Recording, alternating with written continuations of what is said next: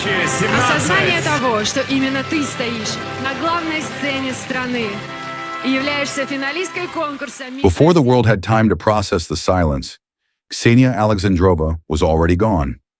Her heart stopped beating on August 12, 2025, at just 30 years old. A tragic end to a life defined by beauty, intellect, ambition, and a warmth that quietly moved those around her. Her death didn't come from scandal or spotlight. It came after 5 brutal weeks in intensive care, the result of a sudden, freak accident, one of those moments that shatters everything in an instant. In July, while traveling with her husband through the forests of Tver, Russia, their vehicle struck a moose that had darted across the road. The massive animal crashed through the windshield. Kseniya, seated in the passenger seat, took the full force of the impact. She suffered a severe traumatic brain injury, unconscious, fragile, barely holding on. She was airlifted to Moscow's Skyfosovsky Research and Emergency Hospital, where doctors worked tirelessly, and for a moment there was hope. But as the days turned into weeks, the updates became quieter, the silence heavier. Until finally on August 12th, her body gave out. To many, she was Vice Miss Russia 2017, the stunning young woman who represented her country at Miss Universe that same year. But Kseniya was so much more than a title or a runway presence. She was a graduate in finance, a student of psychology, a television host, and, above all, someone who sought not just to be admired, but understood. In a world quick to judge beauty as superficial, Kseniya pushed back. She once said in an interview, "I want to be the kind of woman whose presence stays after she leaves the room. And now that she has left the room forever, her presence remains, aching, bright, unfinished." This isn't just the story of a pageant queen. It's the story of a woman who stood at the intersection of elegance and intellect, and whose life was tragically, unfairly cut short before she could finish telling her story. Because Kseniya Alexandrova didn't just wear a crown, she carried grace until the very end. Kseniya Alexandrova was never just a face. She was a symbol of the evolving definition of modern womanhood in Russia. Intelligent, articulate, ambitious, and remarkably poised. In a culture where beauty pageants often lean on aesthetics alone, Kseniya arrived with something different, substance. Crowned as Vice Miss Russia in 2017, she earned not only admiration for her physical elegance, but genuine respect for her presence. The way she carried herself, the way she spoke, the questions she asked instead of the ones she answered. She represented Russia at Miss Universe 2017, not as a decorative ambassador, but as a woman who wanted to challenge global perceptions of her country, her generation, and her gender. She stood on international stages in gowns and heels. Yes, but behind the scenes, she was completing her studies in finance, and later, psychology. While many pageant alumni disappeared into influencer culture or faded into obscurity, Kseniya was building something quieter, deeper. She joined television as a host, bringing not just glamour to the screen, but clarity, compassion, and intellect. Viewers noticed. So did producers. She wasn't interested in being loud, but she had a gift for making people listen. The theme that threaded through her life was this: duality. She could pose in haute couture and then quote behavioral science. She could command attention without asking for it. She was fluent in both the language of beauty and the language of thought. But even as she was rising, even as her image became more recognized, Kseniya remained remarkably grounded. Friends described her as kind, reflective, even a little shy in private. She was someone who preferred deep, one-on-one conversations to glamorous events, someone who listened more than she spoke. And that's what makes the tragedy of her death so much more difficult to hold. Because Kseniya was not finished. She was in the process of transformation, evolving from beauty queen to serious public figure, from television presenter to mental health advocate. She had recently spoken in interviews about wanting to use her psychology studies to help others, especially young women struggling with anxiety, identity, and societal expectations. She had lived only 3 decades. But it was clear she had just begun becoming. And then, in an instant, everything stopped. In a forest outside Tver, a moose crossed the road, and with it took the future of a woman who had never stopped moving forward. The world didn't lose a model, it lost a voice that was still finding its most powerful tone. Kseniya Alexandrova's rise was not a spectacle. It was precise, intentional, a graceful unfolding. Born in Moscow in 1994, Kseniya was raised in a generation that straddled old-world tradition and modern ambition. From an early age, she showed signs of unusual discipline, academically gifted, curious, and effortlessly composed. While other girls dreamed of fairy tales, Kseniya pursued structure. She studied finance at Plekhanov Russian University of Economics, a field dominated by men, pressure, and numbers. And she thrived. But there was another side to her: the stage, the camera, the crown.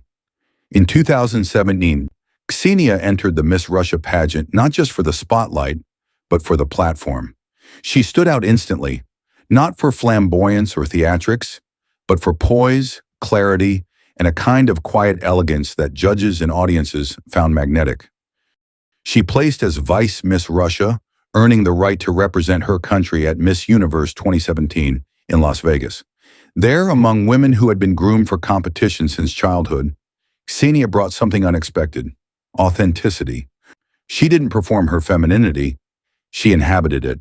Though she didn't take home the Miss Universe crown, she returned to Russia as a national symbol of modern elegance. A woman who had bridged beauty and intelligence in a way that felt refreshing, even radical. But Kseniya wasn't content with being a figurehead. She returned to school. She pivoted towards psychology, enrolling in postgraduate studies with the goal of working in counseling, specifically with youth and women. She had spoken in interviews and on television about the emotional toll of high expectations, social media, and public image. She wanted to use her own experiences to create something meaningful. Simultaneously, she began building a career in television, not as a celebrity guest, but as a serious host and presenter. Her programs ranged from light entertainment to segments touching on wellness, confidence, and public discourse. She never used her platform for scandal. She used it to uplift. The irony of her journey was that Kseniya was becoming more respected the less she relied on external validation. The pageant world had been her entry point, but she had moved far beyond it. She was steadily becoming a voice, not just for beauty, but for introspection, growth, and empathy. And then came July 2025, a road trip through the forested region of Tver. Her husband at the wheel, a moose crossing unexpectedly in the night. A split-second impact. The windshield shattered. Kseniya, seated in the passenger seat, suffered a catastrophic brain injury. Emergency responders arrived quickly. She was airlifted to Skyfosovsky Research Institute, one of Moscow's top trauma centers. There, she slipped into a coma, and the world waited. Fans, friends, colleagues, all holding their breath, hoping this wouldn't be the end of a woman who had just begun to bloom. For 5 weeks, doctors fought. Family prayed. Russia watched. And then, on August 12, 2025, Kseniya's heart, too young, too soft, too full, finally stopped. She never regained consciousness. She never got to finish her studies in psychology. She never returned to television. She never told the rest of her story. But what she left behind, her grace, her clarity, her quiet ascent, now echoes louder than ever. For those who knew her, the tragedy of Kseniya Alexandrova's death wasn't just in its suddenness, it was in its timing.